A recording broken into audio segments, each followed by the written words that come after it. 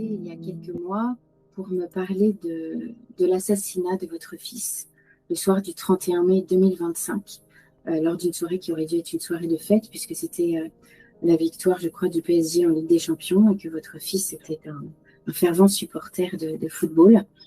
Et il a été assassiné, poignardé, pour une affaire de casquette par Selman R, qui l'a attendu. C'était un véritable guet-apens. Vous me disiez qu'il avait attendu dans une ruelle pour le poignarder. Vous avez aujourd'hui un grand besoin de parler de Benoît, de parler de cette histoire, d'apporter des détails que vous n'avez pas encore partagés. Des millions de Français vous ont connu lors de l'hommage de votre fils quelques jours après son assassinat. Vous avez eu beaucoup de colère à ce moment-là. Beaucoup de Français ont partagé cette colère, cette révolte, ont pleuré avec vous aussi. Et aujourd'hui, dans cet entretien, vous voulez revenir sur ce drame et nous dire ce que vous attendez de la justice aujourd'hui. Je voulais, avant de commencer cet entretien, vous demander comment vous alliez, vous, votre famille, votre épouse Marina et votre fille Maëva, la petite sœur de Benoît. Nous parler aussi de Benoît. Oui, c'est un combat tous les jours et pas seulement, comme disent certains, la veille des fêtes de fin d'année ou les anniversaires. Hein. C'est la mort, on la vit, comme dit ma belle-sœur, au quotidien, en fait, tous les jours.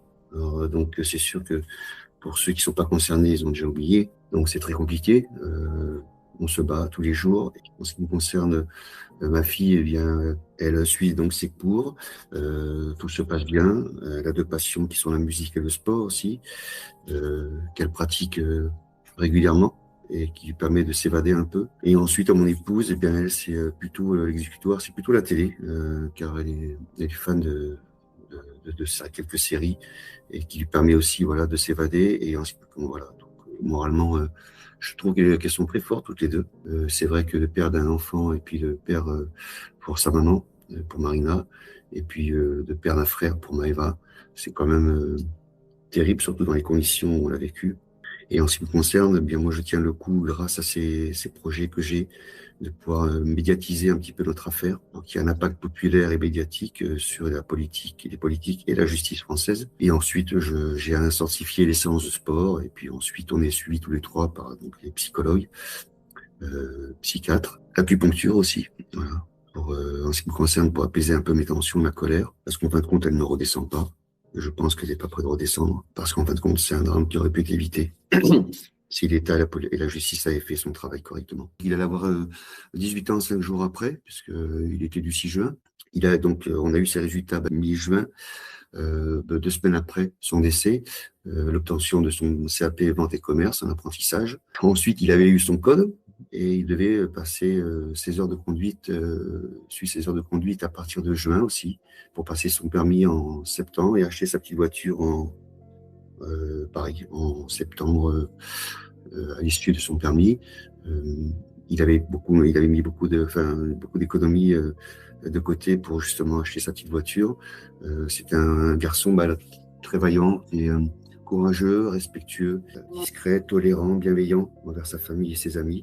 C'est un garçon vraiment généreux, avec un bon fond, très réservé, qui passait beaucoup de temps donc avec ses amis. Et il pratique la boxe thaïlandaise aussi depuis 2 ans. Ça lui permet de faire un peu de s'évader, de faire un peu de sport dans un très bon club d'ailleurs. Et à côté de ça, il avait pas mal de projets aussi de voyage, puisque nous, on est issus d'une famille où nous avons pas mal voyagé, mon frère et moi-même avec mes parents. Et il avait donc des rêves de pouvoir parcourir le monde. Il était très ouvert, très curieux. Voilà, c'était grosso modo ses projets. Et après, il était très proche aussi de sa famille. C'était un bon garçon avec des valeurs. Oui, il y avait un jeune Français plein de vie et qui était un bon fils et un bon frère.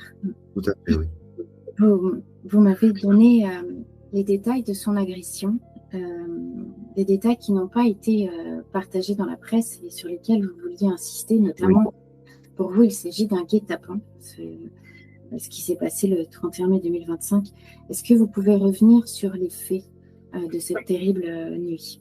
Oui, bien sûr. Alors, en fin de compte, donc ça s'est produit le lundi. Donc sa casquette lui a été volée lundi par ce déchet d'humanité et cette racaille. Voilà.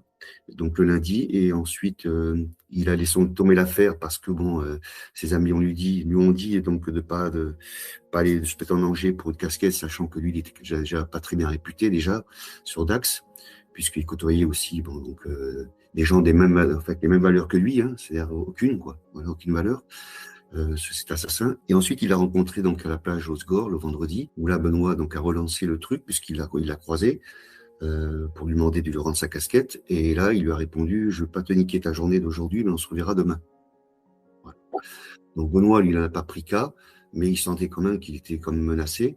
Et le schéma criminel se dessine d'ailleurs à partir du mercredi. Ça veut dire que lui, il n'avait pas décidé de se battre avec Benoît, il avait décidé de le tuer. Voilà. Et ce qui fait que le vendredi, ça en est resté là. Et le samedi soir, Benoît donc a regardé le match avec moi, il ne devait pas sortir parce qu'il devait aller avec un copain à Osgore, mais ce copain-là n'avait pas la voiture. Donc du coup, bien, il est resté ici. Et il a eu quelques contacts, ça pour l'instant on ne sait toujours pas. Enfin, je pense que l'enquête policière doit certainement être au courant, mais ils ne veulent pas me le dire. Et ça, je comprends, parce que s'ils me le disent, ils savent très bien comment je vais procéder après. Il a eu des contacts pour lui disant, alors je ne sais pas si ce sont ses copains ou des complices, en lui disant, bah, tiens, viens à la Fontaine Chaude, il y a une bonne ambiance. Il y avait beaucoup de jeunes d'ailleurs, et une bonne partie de ses copains et de ses amis à Benoît. Et c'est pour cette raison qu'il est sorti. Parce qu'au départ, il ne devait pas sortir. Donc à la mi-temps, ben, il s'est préparé. Et il est venu dans la salle de bain et je lui dis, tiens, tu sors, comment ça se fait? Et il me dit, oui, on m'a dit qu'il y avait une bonne ambiance. Et je vais faire un petit tour vite fait pour voir mes copains et ensuite, je rentrerai pas trop tard, quoi. Et dans la salle de bain, le dernier échange que j'ai eu avec lui, j'étais en train de me brosser les dents et puis il m'a mis un peu de parfum sur mon épaule et je lui ai dit, qu'est-ce que tu fais, Benoît? Tu me parfumes? Et là, il m'a répondu, ben oui, c'est pour que tu sentes bon. Avec beaucoup d'humour, parce qu'il avait beaucoup d'humour. Et en plus, ce parfum-là, du coup, ben, j'en mets régulièrement parce que c'est l'odeur qu'il a mis sur mon épaule le jour où il nous a quittés. Et un parfum que j'aime beaucoup. Et ensuite, ben, ça s'est arrêté là. Après, il est parti. Peu de temps après qu'il soit parti, parce qu'il faut compter une bonne demi-heure pour aller au centre-ville, j'ai donc la maman du meilleur ami Benoît, Sofiane, qui m'a appelé affolé en me disant venez vite, venez vite, Benoît s'est fait agresser au couteau, c'est grave. Bon, donc là, j'en croyais pas trop, je comprenais pas trop ce qui se passait. Et du coup, on est parti avec mon épouse très vite en centre-ville. C'est là qu'on est arrivé sur les lieux du drame. Le SPUR avait déjà récupéré Benoît et l'avait amené aux urgences, avec donc la police nationale, municipale, les pompiers. Il y avait énormément de monde aussi, beaucoup de jeunes. Et à ce moment-là, en fin de compte, ce qui se passe, c'est que, après ce que j'ai compris, après les témoignages de ses amis, Benoît aurait été pris à partie par l'assassin et les complices pour pouvoir récupérer sa casquette, alors que lui ne sortait pas pour ça au départ. Et on lui aurait mis beaucoup de pression, parce que Benoît, c'est un garçon très, très calme, pas bagarreur du tout, sans histoire. Et là, en fin de compte, je pense que voilà, c'était et c'est là qu'ils l'ont incité à venir dans cette rue justement, qui est quand même moins lumineuse. Mais heureusement qu'il y a eu une vidéosurveillance qui était pas loin, puisque d'ailleurs on a toutes les preuves de l'agression. Et à ce moment-là, Benoît, il s'est battu avec son courage et ses poings, voilà, avec les valeurs qu'il avait à la loyale. Sauf que l'autre n'avait pas prévu de se battre à la loyale. Lui, il est arrivé, il est venu pas pour se battre, mais pour le tuer. De 4 coups de couteau, en fin de compte. Il n'y en a pas 3, il y en a 4, puisque j'ai eu le rapport d'autopsie récemment. Il en a pris un dans la côte. Après, sur la vidéo, on voit qu'il essaie de s'échapper. Benoît, c'est la vidéo que je vous ai envoyée d'ailleurs. On voit qu'il essaie de s'échapper. Et à ce moment-là, il le plaque contre le mur, l'assassin, et il en met 3 de plus, 2 dans le poumon et 1 au cœur. Voilà. Donc ça, si c'est pas de l'acharnement, si c'est pas pour tuer, on peut se poser des questions. Et à ce moment-là, moi, on voit bien que sur la vidéo, il s'échappe. Et la vidéo dure que 7 secondes. Et au bout de 7 secondes, la vidéo s'arrête. Mais c'est quelque temps après, quand on va compte, d'après des témoignages que j'ai eu après, il s'effondre en arrêt cardiaque. Voilà. Donc, il y a les premiers massages cardiaques. Enfin, d'un jeune qui était une connaissance d'un copain à Benoît, mais qui n'est pas du tout un copain à Benoît. Voilà. Et puis ensuite, le chef cuisinier, du restaurant La Cuisine de Dax, a pris le relais pour les massages cardiaques avec son fils qui lui tenait la main, et en attendant le SPUR. Voilà. Et a priori, il n'y avait aucune goutte de sang, donc on suppose que c'est une hémorragie interne, puisqu'il était en arrêt cardiaque très vite. Et ensuite, il est parti aux urgences. Pendant 2 heures, ils ont essayé de ranimer. Ils ont fait venir un chirurgien spécialiste de la cage thoracique de Biarritz pour essayer de lui poser un drain par rapport à l'hémorragie interne. Continuer à essayer de le ranimer. Il est revenu qu'une fois, d'après l'urgentiste. Et au bout d'une heure, on a été reçus par l'urgentiste en nous disant que c'est assez grave, qu'ils allaient faire le maximum. Et puis, en fin de compte, il nous a reçus une heure après pour nous dire qu'il n'avait rien pu faire et qu'il était décédé des suites de ses blessures. Donc, il nous a reçus dans un petit bureau. Donc là, c'est la douche froide, parce que on se doutait que c'était grave, mais on pensait qu'il allait pouvoir s'en sortir. On y croyait en tout cas, énormément. Et c'est là qu'ils nous annoncent donc le décès de Benoît. Et là, je vois mon épouse et ma fille partir en sanglots, et moi, je suis resté totalement stoïque. Pas une larme, rien. Je regardais le plafond de la pièce et j'étais complètement assommé. Et c'est là que justement que la colère m'a pris. Je me suis dit que vraiment, il valait mieux que la police l'attrape avant moi. Et justement, Thierry, qu'est-ce qu'il est advenu de son assassin? On sait qu'il a été le premier mineur recherché par Interpol. Oui. Combien de temps a duré sa cavale? Comment avez-vous eu connaissance de son arrestation? Où est-il en ce moment? Alors, en fin de compte, il a été retrouvé, enfin, il s'est rendu une semaine après, puisque j'étais en lien avec la PJ de Bayonne, le commissaire divisionnaire, qui est très, très bien d'ailleurs, et qui m'a tenu au courant qu'il faisait tout le maximum pour le chercher, pour le trouver. Il m'a expliqué, donc il m'a téléphoné pour m'expliquer qu'il faisait le maximum. Et dans leur équipe, il m'expliquait que pendant une semaine, il dormait 2 à 3 heures par nuit, je crois, pour essayer absolument de le retrouver. Donc là, on peut dire qu'on peut vraiment tirer notre chapeau aux forces de l'ordre dans notre pays, qui font vraiment du boulot exceptionnel. Que du coup, une semaine après, puisqu'il était sur la liste rouge Interpol, comme vous l'avez dit, c'est le premier mineur au monde, et il s'est rendu. Donc du coup, le samedi d'après, le samedi 7 juin vers 22 heures, j'ai le commissaire qui m'appelle pour me dire, voilà, il s'est rendu au commissariat de police de Bordeaux. Quel est le profil justement de Selman, l'assassin de Benoît? Le profil, c'est un gamin qui a le diable en lui, je pense, et puis qui n'a pas eu l'éducation qu'il aurait dû avoir par ses parents. Donc déjà, les premiers responsables sont les parents. Voilà. Et puis, on ne peut pas toujours mettre la faute à la société et à l'État. D'abord, les parents déjà doivent s'occuper de leurs enfants, déjà, pour commencer, leur donner une éducation, de bonne éducation avec des valeurs. Après, s'il le faut, il existe après des services sociaux en France, je pense, qui peuvent aider les parents qui sont un petit peu dépassés ou les mamans qui se retrouvent avec plusieurs enfants seuls à élever. Et ce garçon-là, en fin de compte, il est connu par la police pour 5 délits en 2024. Voilà. Et toujours pas jugé, condamné aujourd'hui. Voilà. Une colère encore de plus qui me met la rage, parce que l'avocat m'expliquait qu'il a justement essayé d'avoir des infos et lui non plus, il n'en a pas. Donc, il n'est toujours pas jugé condamné pour ces 5 délits, refus d'opérer, permis sans conduire, pardon, port d'armes blanches, volant organisé et trafic et stupéfiant. Alors, donc, la question que je me pose, c'est que qu'est-ce qu'on attend dans ce pays? On attend qu'il y ait des drames pour les mettre en prison. Et du coup, s'il avait été mis en prison, Benoît serait vivant aujourd'hui. Absolument. 5 délits, vous dites. Il était connu pour 5 délits déjà. 5 délits en 2024, voilà. Là, vous dites qu'il est en prison pour mineur à Pau. Oui, d'après ce que j'ai compris, oui. Voilà. Et qui envoie des photos avec son téléphone portable à certains de ses copains, donc au quartier de QIS, à Dax, avec qui il était donc bien copain, donc de la racaille, de la délinquance, en osant marquer sur la photo liberté. Voilà. Donc, il a un téléphone portable voilà. Et il continue à être sur les réseaux sociaux, à appeler ses amis. D'après ce que j'ai compris, oui. Tout à fait. Donc, voilà, il n'a aucune remise en cause de sa Rien. Ah oui, aucune remise en cause, oui, je pense qu'il est dans son monde de bisounours. Il ne se rend même pas compte qu'il a enlevé la vie à un garçon qui avait beaucoup plus de valeur que lui et qui, lui, avait un bel avenir devant lui et qu'il a brisé donc toute une famille entière des deux côtés et ses amis, nos amis, tous ceux qui l'ont connu, qui l'ont apprécié. Donc, une chose qui me met très en colère, le fait qu'il n'ait toujours pas été jugé condamné aujourd'hui. Donc, ça va faire quand même bientôt 2 ans. Vous me donniez un détail qui m'a interpellée et qui m'a beaucoup émue aussi parce que vous m'aviez parlé de votre engagement dans les casques bleus en ex-Yougoslavie.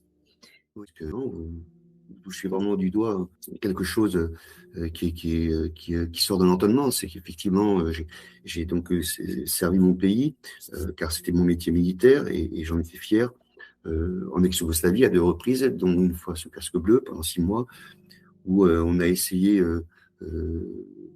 justement faire en sorte que la guerre ne se propage pas en Europe, protéger aussi les musulmans et les Serbes pour pas qu'ils s'entretuent. Donc, ce papa-là, justement, qui doit être peut-être dans ma génération, peut-être entre 5 et 10 ans de moins que moi, je ne sais pas, que j'ai certainement protégé à l'époque. Et donc, tout ça, en fin de compte, pour ensuite qu'on fasse venir. Donc, ils ne sont pas tous comme ça, hein, malheureusement, il ne faut pas faire amalgame, parce qu'il y a des gens dans tous les peuples, des gens merveilleux qui ont des valeurs. Donc là-bas, j'en ai rencontré voilà, des Serbes, des Bosniens qui avaient des valeurs. Voilà. Et ils m'expliquaient justement, ces gens-là, que très souvent, ceux qui viennent, qui partent de ce pays, les meilleurs restent très souvent dans leur pays. Et la merde, excusez-moi en parlant grossièrement, ben, c'est pris ailleurs. Et donc, du coup, on a récupéré cette famille de merde, cette merde en France. Voilà, donc on a hébergé, nourri, soigné. Donc c'est pour ça que sur mon discours, lors d'hommage à Benoît, quand je dis on accueille les réfugiés, on les soigne, on les héberge, on les nourrit, c'est pas du tout un discours de facho, de raciste, bien au contraire. C'est juste un discours de bon sens, parce que pour cela, en tout cas, cela, il n'avait rien à faire chez nous, parce qu'en fin de compte, effectivement, on l'accueille, il rentre en France, il fait des enfants qui sont l'image des valeurs qu'il véhicule lui, c'est-à-dire aucune. Un grand frère, voilà, qui a priori, d'après ce que j'ai compris, aurait fait des choses aussi. Je n'ai pas toutes les preuves, donc je ne veux pas dire n'importe quoi. Mais le petit frère sûr de 13 ans qui caillassait les policiers de Dax à QS à l'âge de 13 ans, voilà, et qu'ensuite ils ont mis en garde à vue et qui pleurait comme une fillette après. Et ensuite, cet assassin, donc un de ses fils aussi, donc du coup il a 4 enfants, 3 garçons et une fille, qui assassine le mien. Et ensuite j'ai protégé ce gars-là, qui vit en France et qui fait un gamin qui assassine le mien comme un chien. Justement, lors de votre hommage le 6 juin 2025 à Benoît, vous avez ému vraiment des millions de Français à ce moment-là qui ont vraiment partagé votre colère. Vous disiez ces mots: j'ai envie de le tuer de mes propres mains, ce type, je vous le dis franchement. Le tuer et l'enterrer dans un champ comme un animal sauvage, il ne vaut rien, ce type-là, c'est un lâche. Est-ce que cette révolte, cette colère est toujours la même 10 mois plus tard, ou vous l'avez transformée? Je sais que vous avez lancé une pétition justement pour que l'assassin de votre fils soit jugé comme un majeur. Est-ce que ça a apaisé un peu cette colère en vous, ou vraiment vous attendez le procès avec vraiment impatience je sais que... Oui, eh ben, effectivement, elle ne s'est pas atténuée, elle s'est amplifiée. Oui. Oui, parce que j'y pense tous les jours. Et ce que j'ai dit le jour de l'hommage, il y en a peut-être qui ont cru que je l'ai dit sous la colère. Non, parce que je pense toujours. Voilà, je n'hésite pas à le dire que je le pense toujours aujourd'hui, ce que j'ai dit lors de l'hommage. Alors, s'il y en a qui, à ce moment-là, ce jour-là, ont peut-être pensé que je l'avais dit sous la colère, parce que c'était une semaine après, je pense exactement aujourd'hui, encore, ce que j'ai dit le jour de l'hommage. Et encore, je pense que j'ai pas été trop loin parce que c'était pas le moment. C'était surtout un hommage à Benoît. Mais j'ai quand même placé ce que j'avais à dire. Mais grâce justement à votre interview et d'autres que j'aurai par la suite, je pourrai euh, détailler un peu plus mes idées et ce que je pense de notre pays. Oui, alors justement, d'abord, qu'est-ce que vous attendez de ce procès? Quand aura-t-il lieu? Est-ce qu'on vous a donné une date ou du moins une indication là-dessus? Qu'est-ce que vous attendez précisément? Quelle est la peine qui, selon vous, serait à la hauteur, même si quand on a perdu son fils, il n'y a pas de peine qui serait à la hauteur du drame vécu? Qu'est-ce que vous attendez de la justice, justement, de ce procès en particulier? La pétition avait pour but, voilà, de juger Selman comme un majeur. Comme un majeur. Il supprime l'excuse de minorité puisqu'il a tué, qu'il a envisagé le meurtre de Benoît. Vous considérez qu'il peut tout à fait être jugé comme un majeur et non comme un enfant. Ça me donne l'occasion de vous rappeler des chiffres assez incroyables sur la justice pénale des mineurs, puisque 50% des mises en cause dans les procédures judiciaires ont entre 16 et 18 ans, 65% des mineurs condamnés échappent à la prison ferme et 48%, donc 1 sur 2, se contentent de mesures éducatives ou de rappel à la loi. Ce qui fait que pour les crimes graves, comme le viol ou le meurtre, l'excuse de minorité qui est soulevée divise mécaniquement par 2 la peine encourue. C'est ça qui vous révolte et c'est aussi ça qui fait que vous attendez de la justice qu'on supprime cette excuse de minorité. Et en plus de cette suppression d'excuse de minorité, vous me parlez aussi d'immunité. Je vous en laisse nous en dire davantage. Effectivement, le code d'immunité date de 1945, comme la justice des mineurs, c'est un code qui permet de protéger les membres de la famille. En l'occurrence, ce qui nous concerne, c'est que le père l'a aidé à s'enfuir de Cudax à Souston et de Souston à Bordeaux.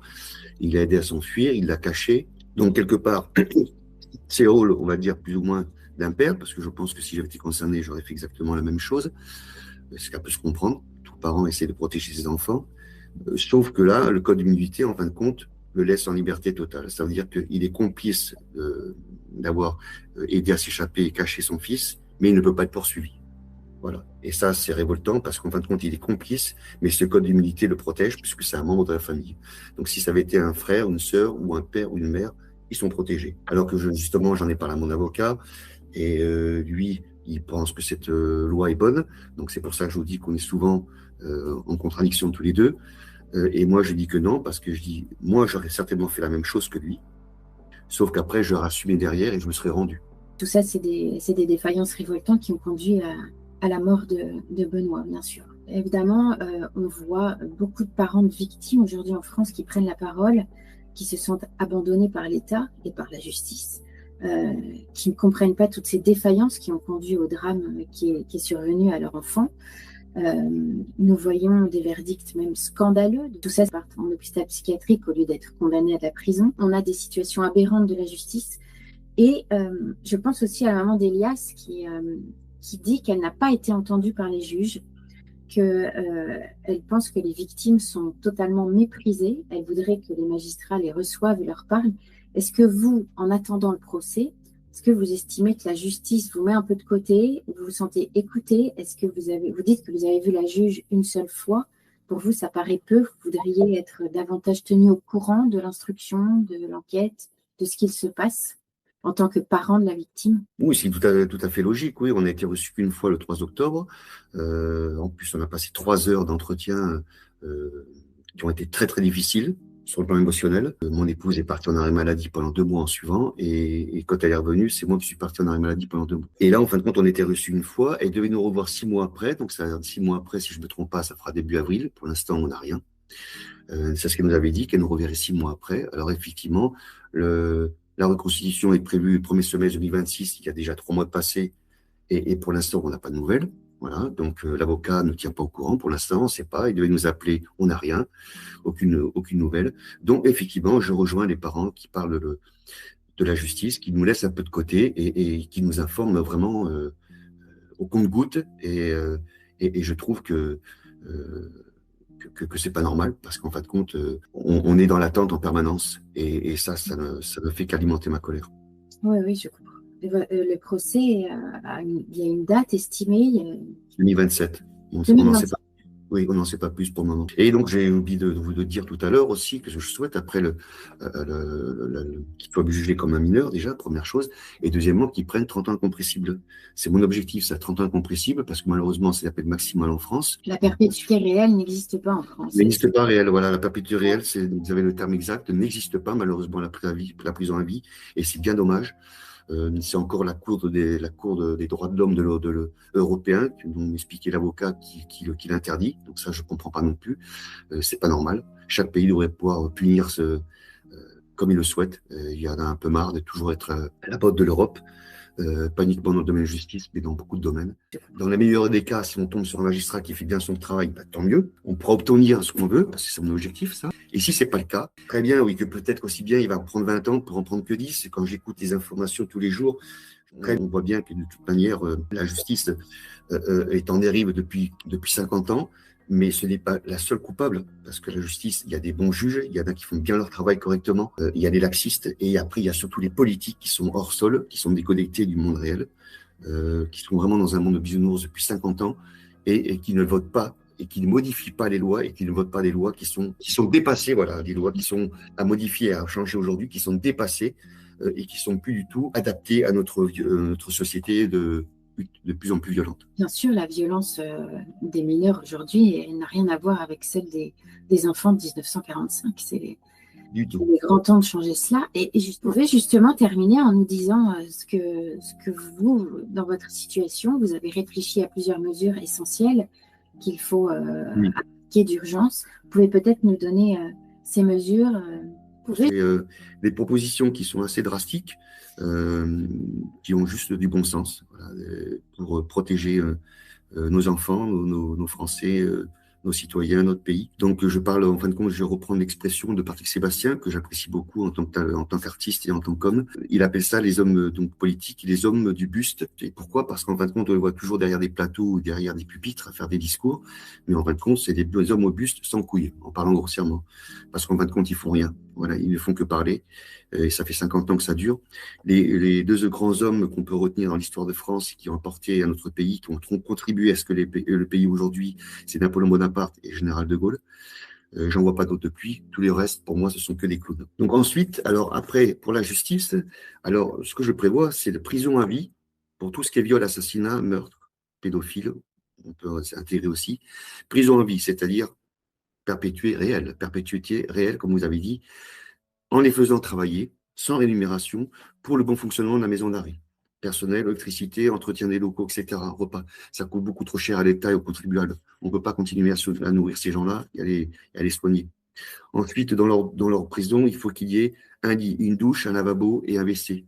C'est tout. Rien de plus. Suppression des écrans, téléphone, ordinateur, tablette, pas de salle de sport, pas de visite. 1 heure de promenade par jour, du code d'humidité, comme j'en ai parlé tout à l'heure, suppression des remises de peine. Dès le premier délit pour un mineur qui a entre 12 et 17 ans, en maison de redressement, comme le font certains pays, je sais qu'aux États-Unis ils le font. Donc sport tous les matins, lever des couleurs, marseillaise, continuité de la scolarité et descendre des couleurs le soir. Jugé et condamné comme un majeur dès 15 ans, comme la majorité sexuelle, pour tout ce qui est viol, assassinat, meurtre. Bien, écoutez, vous avez dit au début qu'elles étaient drastiques, que c'était Oui. radical, mais en fait, je pense que nous sommes nombreux à les avoir écoutées et nombreux à penser que c'est du bon sens. C'est que du bon sens. Mais voilà. Sur le parcours de Benoît, il a un parcours riche, scolaire et professionnel, et sportif et musical, puisqu'il a pratiqué plusieurs sports, hein, le football, le basket, le judo. Il a d'ailleurs été champion des Landes donc en 2017 avec son club US Dax, de Dax par équipe. Ensuite, il a fait la salle de sport, la boxe thaï. Il a pratiqué la musique aussi, donc le trombone au conservatoire de Dax pendant presque 4 ans. C'était un garçon vraiment très, très attachant et qui aimait la vie. Voilà. Et donc, les qualités non humaines que je vous ai citées tout à l'heure, pour moi, ce sont les qualités humaines les plus importantes chez un être humain. Voilà. Que vous lui avez transmise. Et que je lui ai transmise, voilà, et que nous avons dans toute la famille. Et ça, c'est quand même c'était très important de le dire. Je voulais aussi donc remercier, vous remercier, vous, l'ODJ, et j'aurai l'occasion de remercier aussi les PJ, l'Institut pour la justice, vous, l'Observatoire des de justice, Monsieur Sèvres, vous, Madame Nouvelle, et remercier aussi, puisque j'ai pas eu l'occasion de le faire encore, même si je l'ai fait en personne, le commissariat de Dax et la police municipale de Dax, qui ont eu fait un travail irréprochable le soir du drame de Benoît, qui ont été là justement pour intervenir, fait les premiers soins avant que les secours arrivent, qui ont repoussé aussi toute cette vague de badauds et de jeunes qui étaient là autour de Benoît alors qu'il était au sol et qu'il était déjà en arrêt cardiaque. Un travail aussi remarquable, exemplaire de la PJ de Bayonne, qui a réussi en 1 semaine à trouver cette racaille, ce déchet d'humanité, cette pourriture qui a enlevé la vie de notre fils. L'hôpital de Dax aussi, donc, qui ont tout tenté pour le sauver. La DAVEM, qui est aussi un soutien psychologique pour Maëva, Marina et moi-même. Tous les messages et participation, les messages de participation pour la cagnotte, qui a été ouverte du début juin à fin juin, qui nous a aidés financièrement pour les obsèques de Benoît, et justement dont Hichem et Charlène, vraiment tout à l'origine de la cagnotte et de la pétition. Ensuite, signature, voilà, et ensuite l'hommage, donc ça c'est l'idée de la maman du meilleur ami de Benoît, Sofiane, qui m'a donné cette idée pour l'hommage, parce que de nous-mêmes, on n'y pensait pas, que je voulais remercier aussi Céline. Ensuite, je voulais remercier aussi Christelle Brelot, qui a écrit, composé Les Bougies Blanches, une chanson qui est magnifique en hommage à Benoît de la soirée de ces dernières des derniers instants de vie. Et ensuite, remercier toute la famille, les amis, les collègues de travail, les anonymes, la ville de Dax, de Saint-Paul, tout le soutien de la France entière. Merci beaucoup Thierry pour cet entretien. Votre combat en tant que père est vraiment admirable et exemplaire. L'Observatoire des décisions de justice continuera à vous soutenir et à suivre de très près l'issue du procès. Nous espérons que beaucoup de parents se sentiront aussi soutenus dans leur tristesse, aussi dans leur épreuve, par vos mots qui sont forts et qui sont empreints de bon sens aussi. Nous espérons aussi que vous trouverez la force de faire évoluer cette colère pour votre bien, pour le bien de votre famille, même si nous comprenons complètement votre révolte et vous n'êtes pas du tout jugé pour cela, au contraire. Cet entretien est très émouvant parce que évidemment, on pense à Benoît, au garçon qu'il était. Et je pense que nous avons tous vu à quel point vous êtes fiers de lui et c'est certain qu'il est aussi très fier de vous. Voilà. Je vous remercie encore infiniment, Thierry. Je vais dire une chose certainement qui va peut-être porter aussi, mais en fait, quand je suis prêt vraiment à me sacrifier, c'est peut-être fort ce que je dis, hein, mais prêt à me sacrifier et à mourir pour mes enfants, pour mes idées et pour mon pays. Et ce combat, en fin de compte, c'est pas un combat uniquement pour Benoît, c'est un combat général pour tous nos enfants et nos petits-enfants, pour tous les jeunes. Voilà.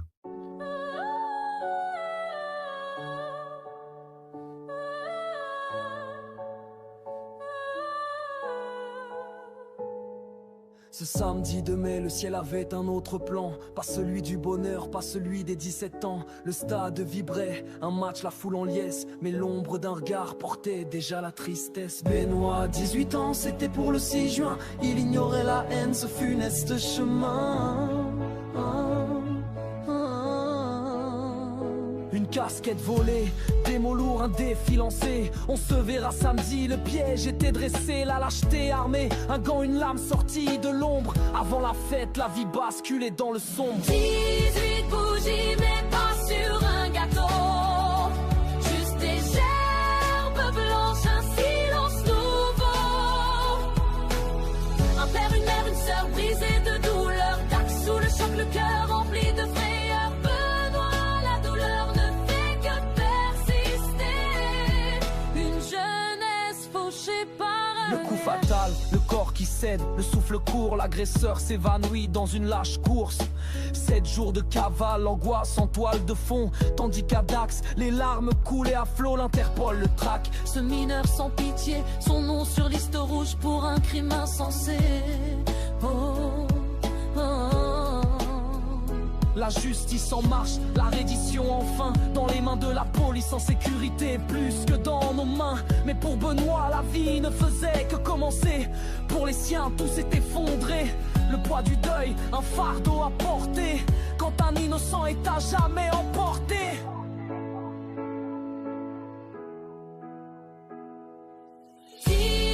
Bougies, mais pas sur un gâteau. Juste des gerbes blanches, un silence nouveau. Un père, une mère, une sœur brisée de douleur. Dax sous le choc, le cœur rempli de frayeur. Benoît, Tes amis pleurent, ta bonté incarnée. Benoît, la colère en nous s'est imprégnée. Depuis que ce bâtard a volé ta jeunesse. Un coup de poignard. ces jeunes témoins présents, tétanisés, leurs âmes à vif, des images gravées. Le souvenir de Benoît, de son sourire si pur. Tu ne demandais qu'à vivre, il a pris ton futur. Un vide immense, l'incompréhension qui mord. Un ange arraché, un destin sans accord. 18 bougies, mais pas sur un gâteau. Juste des gerbes blanches, un silence nouveau. Un père, une mère, une sœur brisée de douleur. Dax sous le choc, le cœur rempli de rage. Pour lui, une balle aurait mieux valu qu'une cage. Benoît, un ange à tout jamais. Famille anonyme ou ami, ton nom ne sera jamais dans l'oubli.